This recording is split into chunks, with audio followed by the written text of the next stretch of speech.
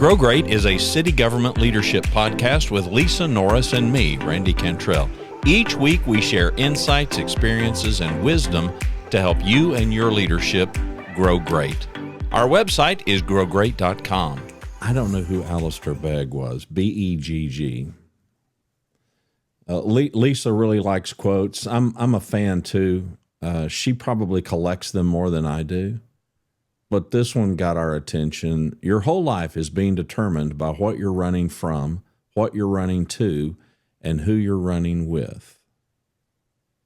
I love that quote only because it's almost, when we've talked about our goals before, to me, it's very similar. But it also comes to when we're serving others. Randy, I know you have to have experienced this in your career as a coach and when you mentor people, when you're coaching, like me, when you did executive coaching and for others. And I found it in mentorship internally in the city, and then when helping others externally. So much typically when somebody asks for our help, or we identify they have a gap that we believe we can help them grow and stretch. The very first part is, what are they running from? Sometimes they don't even know. You have to ask a lot of questions and show genuine curiosity of exploring their thoughts on any given issue. So, well, tell me how you got there. Well, tell me, what is it you're looking for? What are you trying to achieve? In the case of what are you running towards? As you're more curious with an individual, and really trying to understand and not just tell them where you think they need to go, because that doesn't always work. What I think we need to do may not be their circumstances, may not be their personality, and it's not going to work for them if it's not inherently identified by them with some kind of connection that I can do that to provide them clarity. So when you try to get what you're running from, sometimes as you ask those questions, you can really gain the knowledge and insight to understand what is the real issue here and help them see the light of that issue. Because if they don't believe it's an issue, you're not going to be able to move them through it either. They have to understand, I see that about myself and I want to improve. And then you can start moving. What are you trying to get to? What is your ideal outcome? Whether it's a life goal, whether it's a work goal, whether it's a project that you're trying to get to the end of the day, get to the end of the project successfully. We're in the middle of work day here in Grand Prairie, which is massive, and we're all exhausted. But we know what we want to achieve. So we stay acutely focused towards that goal. And then the last part of that quote, which is so critical, is in who you're surrounded by. For me, well, that may not be the exact words, but who you're running with. Who you're running with. To me, that directly correlates. I always am very thoughtful about the people I surround myself with. And it's not a big group. I don't have to have 30 friends. I need to have 2 really great ones that will be by my side through thick and thin, through my worst moments and through my best moments.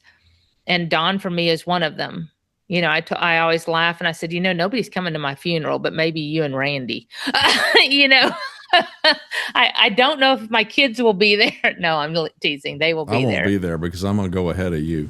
Yeah. Well, and Dawn's always like, I better not be there because I want to be gone. I don't want to go, I don't want you to go first. Just send me first. Yeah. So, he wants to we inflict laugh that about pain that. on you. That's what Rhonda reminds me of. I'm like, no, I don't want, I want to go first. And she says, okay, so that's what you want to do to me. And I'm like, selfish. Yeah, exactly. Exactly. Well, Jim Rohn, I think Jim Rohn, famous motivational speaker, said, you're the sum of the 5 people that you spend the most time with, or something to that effect. Yeah. And he's right. I mean, come on. The Bible tells us that, our companions have an impact on us, and we all teach our kids, we be careful. Choose your friends. Yeah. Choose be careful wisely. who your friends are, so it matters. It does matter. And they can directly, I'm a big believer. People may argue with us on this, but I'm a big believer that people you surround yourself with impact your thoughts and impact your actions. If you surround yourself with a bunch of indecisive people that have no goals, Not always, but that can influence you of, why do I need to set goals? Let's just live life. Let's just see what happens. Well, that's fine if that works great for you, and it may. I can't work that way. So if you told me as my executive coach, Lisa, quit worrying about the future. Just live each day for today. Yes, I want to do that, but I know what I want at the end of the day when I choose to retire. And I've got a plan for that, because it's money, it's land, it's fishing, it's a home. I got to be able to afford those things. So I'm a big planner on am I going to get from point A to point B in my life. And once I get to point B, what's point C, and how am I going to get there?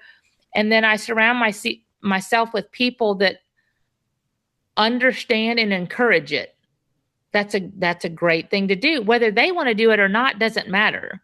I want to surround myself with people that believe in me and help me achieve it, because that's what I want in life. And I want to do the same thing for others. You don't want a bunch of people that throw cold water on all your dreams. Nobody wants that. No, and a lot of people have that, by the way, even though that may not be what they want, but that's who they surround themselves by. Right. A bunch of naysayers. That's exactly right. And I've been around people, and fortunately not so much recently, but in years ago, I had a friend of mine, and she was somebody that I worked with, that I called it the black cloud. It didn't matter where she went, the black cloud hovered. Everything was gloom and doom, everything, but she would make decisions. I'm like, but that's not what you wanted. Can you help me understand why you want to make that decision today? And she's like, well, I just need, it's in front of me. I just need to do it. And I'm like, are you sure that's what you want? And then it wouldn't be 3 weeks later, oh gosh, I should have never done that. This just sucks. And now I can't get out of it, and I'm just like, oh, here we go.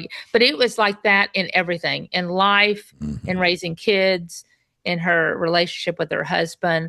It was just something that was always, Eeyore from Pooh. Mm-hmm. Oh, yeah. My gosh. It was the Eeyore syndrome over and over. And I tried to lift her out of that and say, every decision counts. Is it one step closer to what you're trying to achieve? Or is it just another part? It's another dot in the connect the dots, but it's not going to an end goal. Every step you take should be working towards the end goal of what you're trying to either get out of, run from, run to. Like, is it a step forward, in this case, to help you achieve that? And that's hard for some people to grasp. Yeah. And to bring this back to leadership, specifically leadership in city government, you and I have talked. I was a little boy in Oklahoma. I was born in Oklahoma. And I don't know if it's because, Oklahoma at one point was Indian territory. And there are a number of tribes up in Oklahoma. It's where Lisa currently has land, so she's got some awareness of it, especially now. And I don't know if it was that and growing up and being out in the country and coming across arrowheads, but hearing about buffalo in thunderstorms. And Oklahoma is also notorious for tornadoes, and, it's Tornado Alley and thunderstorms. Yes, we've got in our storm shelter, Randy. Yeah. And I remember growing up and hearing about buffalo who would run into a thunderstorm while cattle would run away from it. And it would be many years later before I would realize, okay, that's not just a myth, because it kind of sounded mythical, So thunderstorm comes up, and a herd of buffalo will run right into the storm, and the cattle will seemingly logically run away from it. And most animals do. They get away from what they feel is bad weather. Right. So the question would come up once I was an adult, who's in the storm the longest? Well, the storm's moving one way, the buffalo are moving into the storm, so the buffalo get through the storm really quickly. The cattle are running with the storm. The storm's going to catch the cattle. And so you're just constantly going to be in the storm until, you run into a fence or something stops you from running. And I've just found it's true for all of us. We all run from something. Now, do we continue to run from it? Don't know. But as a leader, trust me when I say I know many, many high-performing leaders who regularly encounter and find themselves running from particularly hard things, because very few of us really enjoy doing hard things. Very few of us enjoy making decisions that we know people aren't going to understand. They're not going to like it. They're going to maybe even hate us for it. I encounter regularly, weekly, I have conversations with city managers and directors about the difficult conversation. And if there's one thing that I see people running from constantly as leaders, it's that. It's that perceived difficult conversation that they know they need to have, but they're running from it. So part of the coaching process is to try to help them understand that instead of running from that, you could run to serving this person, helping this person, because it's clearly more it's a better course of action to run to something than to run from something. I'm not saying that there aren't times to run from something. For instance, we recorded about Kirby Smart's leadership cost, and you can't always defend yourself. You should probably run from you leaning into, I always want to defend myself to my people. I always want to defend every decision. You should probably, if you're going to be a great leader, you should probably run from that urge to constantly defend yourself, because you should probably run from making it about you, because it ain't about you. So I don't know. I would just encourage everybody, leader, wannabe leader, aspiring leader, you do need to really get in touch with those things that you run from, those things that you absolutely, you just hate to do them, but you know they need to be done. That employee who is not being held accountable, and you continue to run from facing that. That's not good for you. It's not good for the team. It's not good for them. Nobody's winning in your cowardice and you're running away from that. Instead, I would say run to serving this person, run to the value of holding them accountable, not only for where they are right now, but their future career.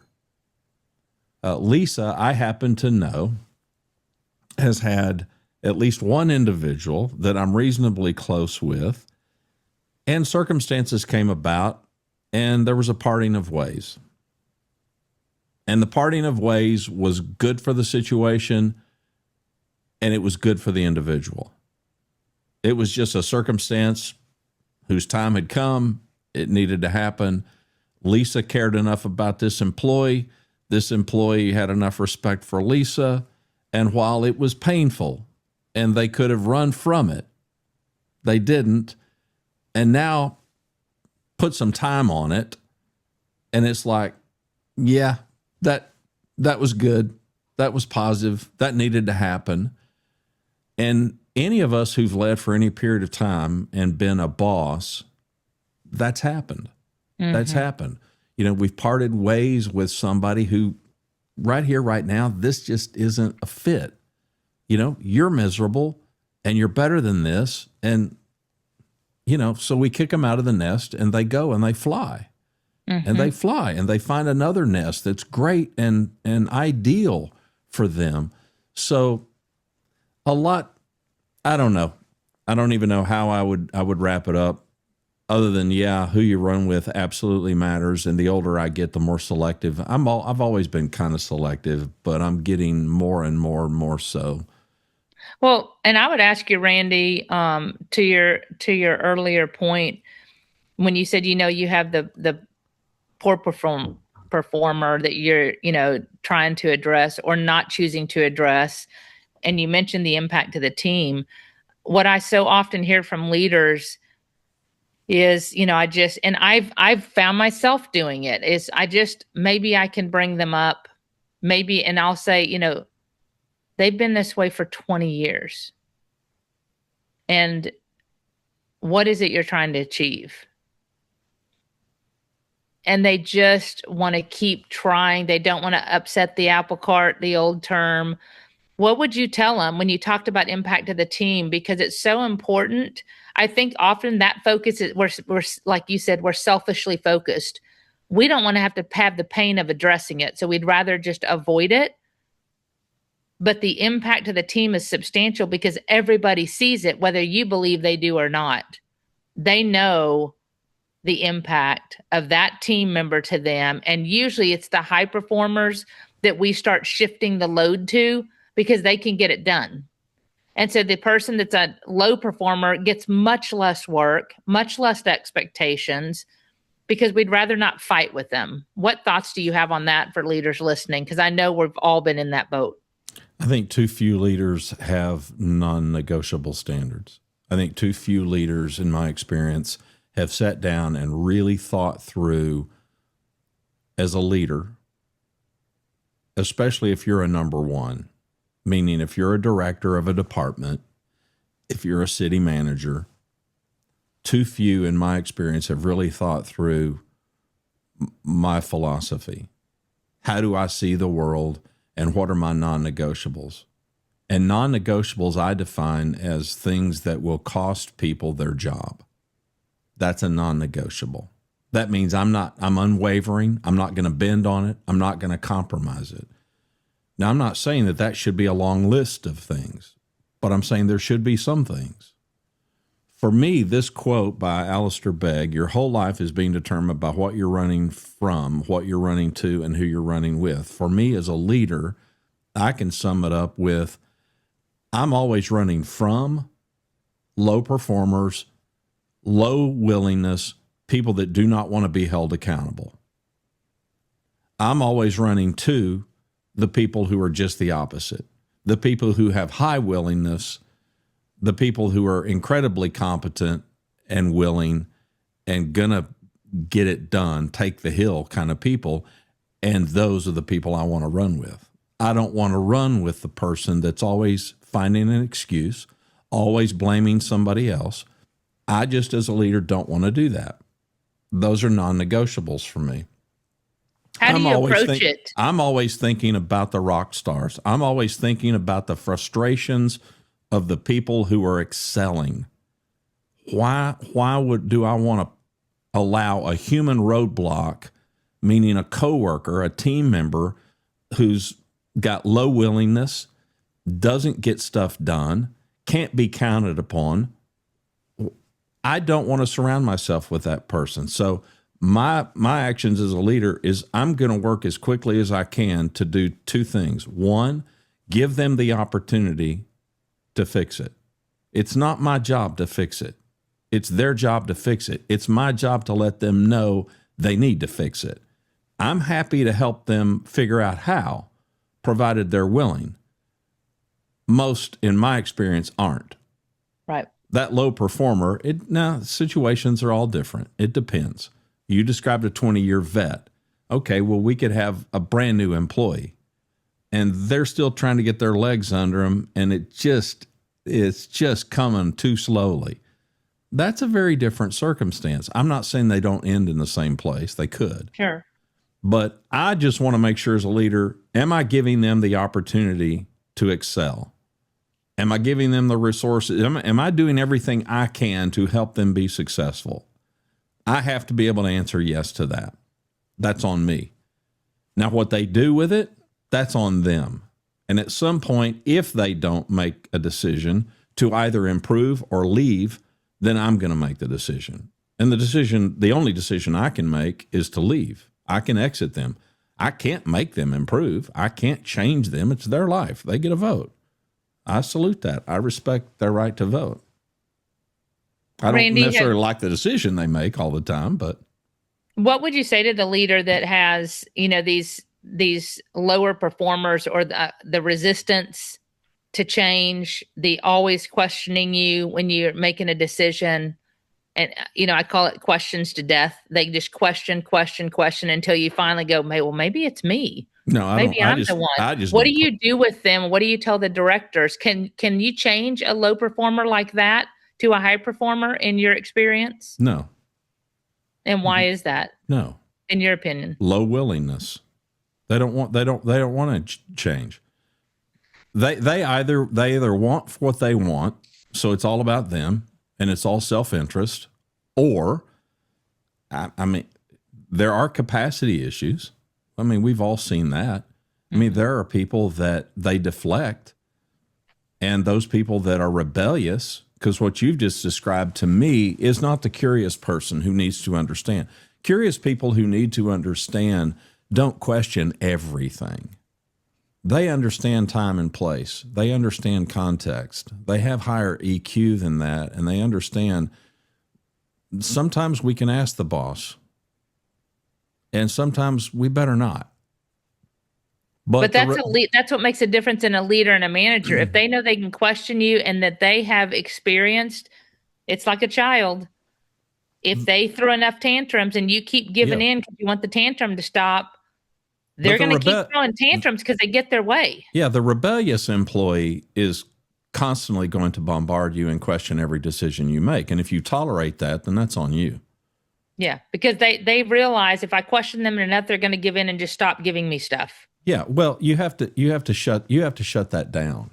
You just have to shut that down, and you can do that without being ugly. I mean, I don't know why this pops into my head, but I have occasion to be in front of sizable groups. And by sizable group, I mean these aren't one-on-one kinds of things. And invariably there can be somebody, they tend to be at the back or at the front of the room, somebody who wants to hold forth. So let's say some city wants me to come in and they want to have a conversation about some specific thing that's in my wheelhouse, and you know, I'm at the front of the class. But invariably there's going to be that person at the back or at the front, you know, they want to hold forth.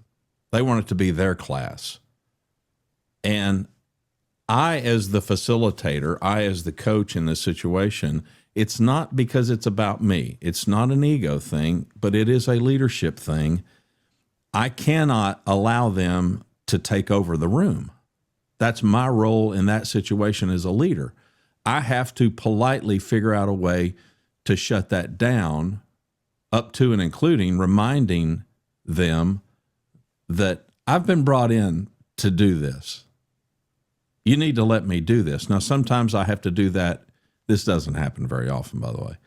Sometimes I have to do that in front of the group because of the way they behave. Because my leadership rule is you misbehave and you show rebellion in front of the group, in front of the team, you will suffer my wrath in front of the team as a leader, as the boss. You just will. Otherwise, we can keep it private. There have been other times I've waited at a break, or I've intentionally called a break, and I've pulled that person aside and I've talked to them in really strong terms. You need to tap the brakes.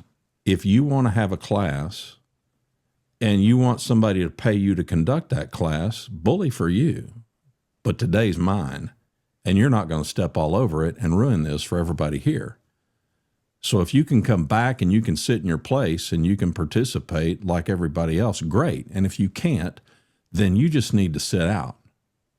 I've had that conversation. Haven't had it very much, like I said. But, you know, we've all encountered that person who, if you get 3 or more people in a room, they want to hold forth. They want to command the room. Well, as a leader in that situation, I can't afford to do that. Why? Is it about me? No. It's about the value to everybody else in the room, because everybody else in the room is thinking the same thing. I know this. And I also know that everybody in the room is waiting for me to handle this, because who else can handle this? I'm the only guy in that room at that time that can handle that. Well, now take that and morph that to a team, a department, a division head, a director. You don't think that you've got team members that are waiting for you to handle this person who's disrupting all the rest of us? I promise you they are anxiously waiting to see, is she or he, are they going to do anything with this? And at some point, they give up hope. It's a direct reflection on the leader. And the leaders don't recognize this sometimes. They think, I'm just trying to be compassionate. I'm trying to grow them. I'm trying to stretch them. I'm trying to give them the benefit of the doubt. Because they're cowards and they're selfish. And years and years. Yes, correct. They're cowards and they're selfish. That's bluntly the truth. They're thinking about themselves and they really don't want to do it. Well, they're running from doing the hard thing that a leader must do. And if you're going to be, for me, the bottom line was this: I wanted to be loved by high performers. I did not give a rat's you know what about being hated by low performers. That was me. You do you. But for me, that was kind of, those were the non-negotiables. So I'll go back to answer your question with that reiteration. I think as leaders, we need to be really clear on the thing that we want to run from, the thing we want to run to, the people we want to run with, as opposed to just, I know by nature, I'm not a buffalo. A thunderstorm comes, I get scared. I want to run away from it. No, I'm not talking about that. I'm talking about you making up your mind and not compromising on it, only compromising on it because, okay, I thought that was a non-negotiable, but now that I think about it, it really isn't fair and it really isn't who I want to be. I'm not talking about that. I'm talking about once you get settled on that, make up your mind what and who you're going to run from, who you're going to run to, who you're going to run with. And my best advice, stick with it. Stick with it. Yeah, we had, to your point, similarly, we had years and years ago, this is probably 15, 20 years ago, I was teaching a class that our city manager had developed and a series he wanted us to run with. And it was just about his belief in raving fan service and what that looked like for our city and what he wanted the ideal outcome to be as we served not only one another, but others. And we had a person, and I could almost predict what they were going to do. They did not want to go to training. They thought they knew everything that they needed to know. And to your point, they came when we said this is mandatory training, and it's our new vision of service, et cetera. And this is a person who was horribly selfish, treated the team terribly. Their focus was on them and their outcome and doing it their way. And they came to the front of the room with their checkbook and all. This is back in the day of checkbooks and all their bills. And they were ripping them open, putting them out and reconciling their checkbook on the front row of the class. Like to make a very clear point, right? Not listening. And I stopped the class and I said, hey, this is something that we're doing as a city and this is important. We need you engaged in the class. That's something you can do later. And she just looked down and just kept going. And so we went with the class, got to the break. And I said, apparently we need to have a discussion. And so I said, just give me a minute. And I went to her director and I said, listen, you've got her balancing her checkbook in class. We're not going to do this. And she goes, I know she doesn't want to go to any of these classes. So why don't we just not make her go? I said, this is a manager. This is your number 2. What message do you think that's going to send to the rest of the team? She said, it's really just easier if you don't make her go because she's going to make a scene one way or the other. And I said, no, how about you tell her you put that checkbook away and you sit in class. And if you don't want to be there, fake it.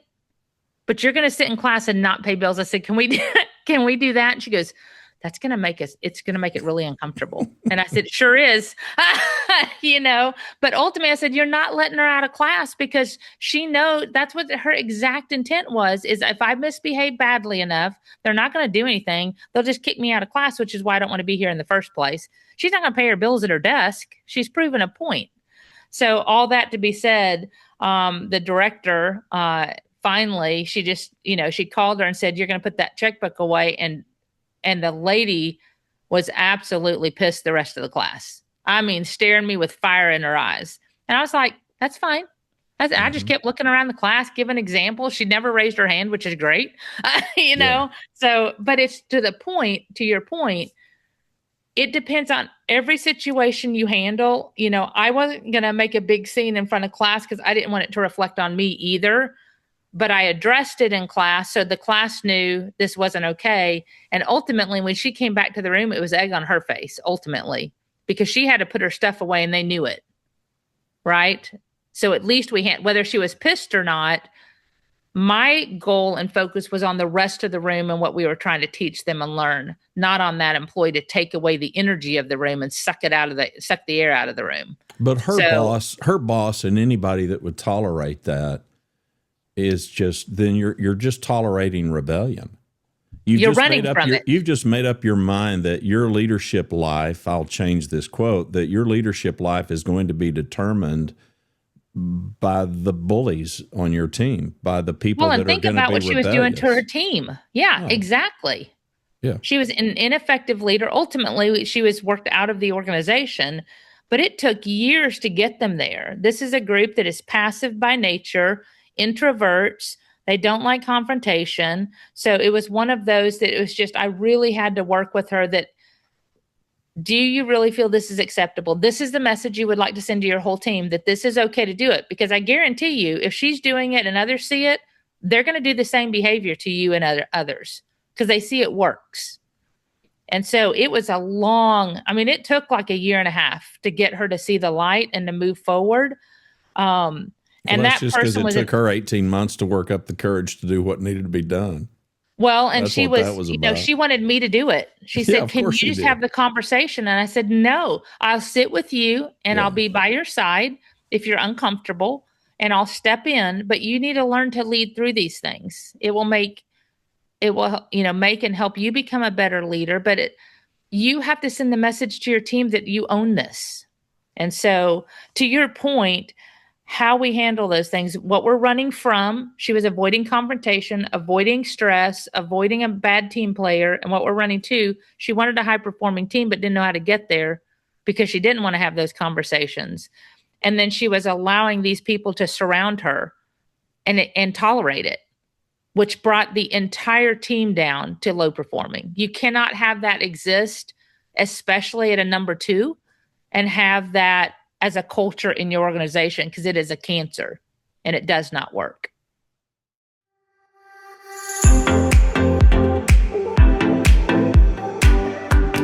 Thanks for watching and listening to Grow Great, the City Government Leadership Podcast. Our website is growgreat.com. For Lisa Norris, I'm Randy Cantrell. We hope you'll subscribe to the show, and we hope you'll tell a friend.